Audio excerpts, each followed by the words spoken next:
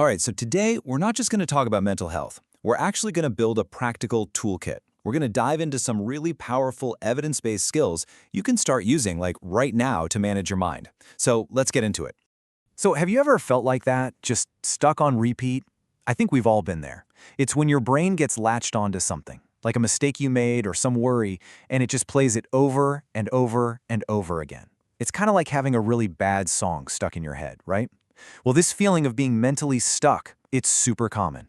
And it's actually the very first thing we need to get a handle on before we can change anything. Okay, so it's really important to draw a line in the sand here. Thinking about the past isn't automatically a bad thing. I mean, that's what self-reflection is, right? It's how we learn, it's how we grow. But there's a point where it crosses over into something else, something called rumination. And rumination, well, that's totally different. It's not about learning at all. It's this destructive loop that just keeps you trapped by the problem instead of helping you move towards a solution. And that destructive loop, that brings us to what we can call the overthinking trap. It's this mental state that honestly, so many of us fall into.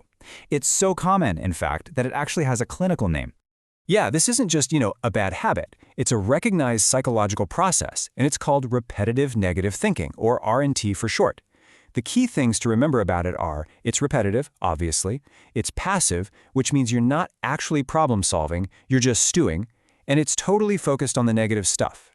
This pattern of thinking is a huge factor in things like anxiety and depression, but here's the good news. Once we can put a name to it, we can learn how to deal with it. So how do we deal with it? Well, we can use a framework that is one of the most well-researched and effective approaches out there. It's called cognitive behavioral therapy, or CBT. And this is going to be the foundation for our entire mental toolkit. At its heart, CBT is actually pretty straightforward. It works on this one core idea, that our thoughts, our feelings, and our behaviors, they're all connected. You can't really change one without it affecting the others. So the whole goal of CBT is to give you these practical, hands-on strategies to change your thinking patterns and your actions. And when you do that, you get way better at managing your problems. And look, this isn't just some nice-sounding idea. It is seriously backed by science. A massive analysis, one that combined 55 different scientific studies, looked at just how good CBT is at reducing that repetitive negative thinking we were talking about. And that number you see, it basically shows a significant positive effect. To put it simply, this data tells us that for thousands and thousands of people, CBT really works. To really see why it's so effective, let's just walk through this vicious cycle. It can start with something super simple, a physical trigger, but that leads to a catastrophic thought like, oh my gosh, I'm having a heart attack. That thought then creates very real physical feelings. Your heart starts racing even faster. And those symptoms just reinforce the original thought, leading you to do something, an action, like calling for an ambulance. You see how it's a loop? It just feeds itself. CBT gives us the tools to jump in there and break that cycle at different points. All right, so now for the fun part. Let's get into our first set of practical tools. These are all about the B in CBT, the behavioral part. These are hands-on strategies that are designed to break that cycle through direct action. I absolutely love this first principle because it's so empowering. Sometimes trying to think your way out of a really strong emotion feels impossible, right?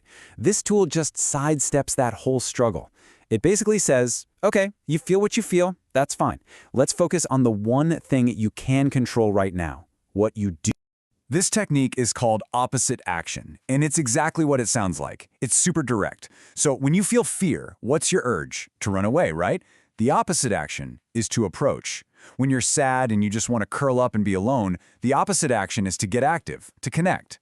By deliberately acting against the emotional urge, you're sending this really powerful message back to your brain that can actually short-circuit the feeling itself. It's pretty amazing.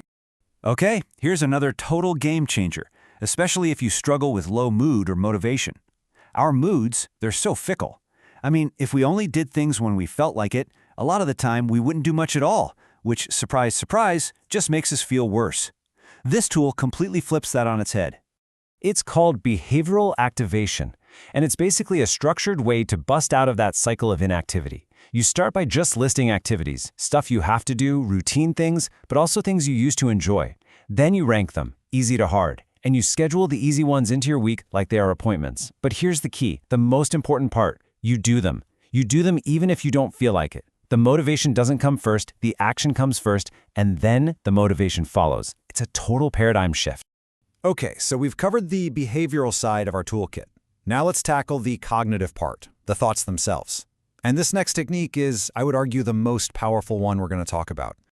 So these things are called negative automatic thoughts, or NATs for short. They're those instant, unhelpful judgments that just pop into your head without any effort. And the real problem with NATs is that when we're feeling low or anxious, our brain's fact checker is kind of offline. We just accept them as 100% true without a single question. So the very first step sounds simple, but, it's not always easy. You just have to learn to notice them, to literally catch them as they're happening. It's all about developing a little bit of awareness around your own internal chatter. For instance, let's say you're about to apply for a new job, and this thought just appears out of nowhere. There's no point in even trying. I won't get it anyway. Boom. That is a classic NAT. It's absolute, it's pessimistic, and it feels so real in that moment. And just by noticing it, you've already completed step 1. You caught it. Okay, now for step 2. And this is key. You don't argue with the thought. And you don't try to just force some fake positive thought in its place. Instead, you put on your detective hat. You are going to investigate this thought like it's a piece of evidence at a crime scene. And the goal here is absolutely crucial. We are not trying to force blind positivity. Jumping from everyone hates me to an unrealistic thought like everyone loves me. Your brain just isn't going to buy it.